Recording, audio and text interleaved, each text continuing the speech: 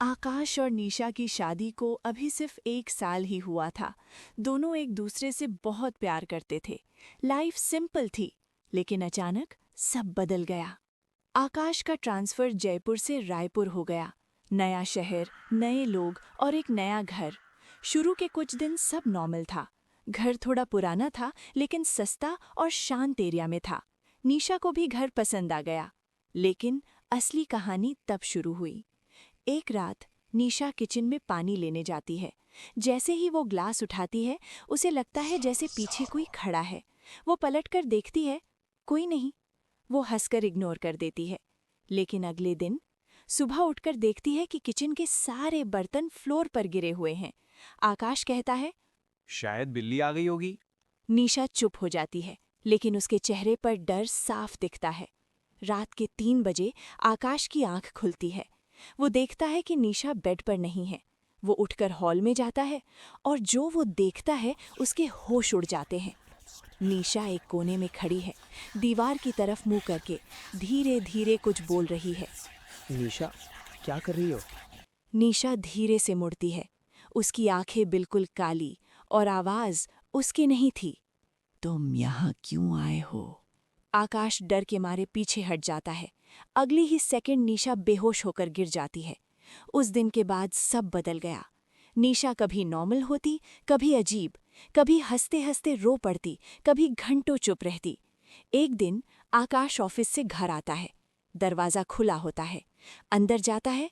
दीवार पर खून से लिखा होता है, ये घर मेरा है। आकाश का दिल जोर से धड़कने लगता है। वो निशा को ढूंढता है और उसे बाथरूम में पाता है।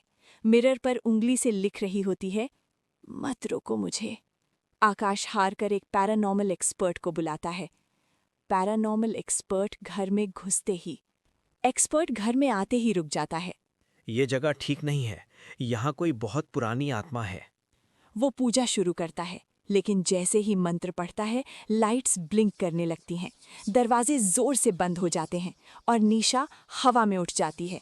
उसकी आवाज गूंजती है, कोई मुझे यहाँ से नहीं निकाल सकता। एक्सपर्ट डर जाता है और आकाश से कहता है, मैं इसे हैंडल नहीं कर सकता। तुम्हें किसी बड़े बाबा के पास जाना होगा। आकाश तुरंत एक प्रसिद्ध बाबा के पास जाता है। बाबा आंख बंद करके सब समझ जाते हैं। तुम जिस घर में रहते हो, वहां पहले एक औरत को जिंदा जला दिया गया था। आकाश शॉक हो जाता है। बाबा कहते हैं, उसकी आत्मा अभी भी वहां है और उसने तुम्हारी पत्नी को अपना जिस्म बना लिया है। बाबा घर आते हैं। पूरा घर अंधेरा हो जाता है।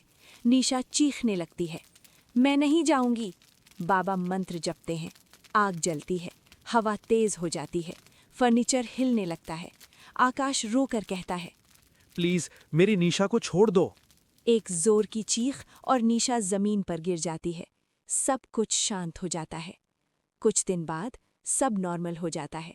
आकाश और निशा घर छोड़ देते हैं। नया घर, नई जिंदगी। लेकिन एक रात आकाश उठता है और देखता है, निशा फिर से दीवार की तरफ मुंह करके खड़ी है और धीरे से कहती है, मैं अभी भी यहीं हूँ।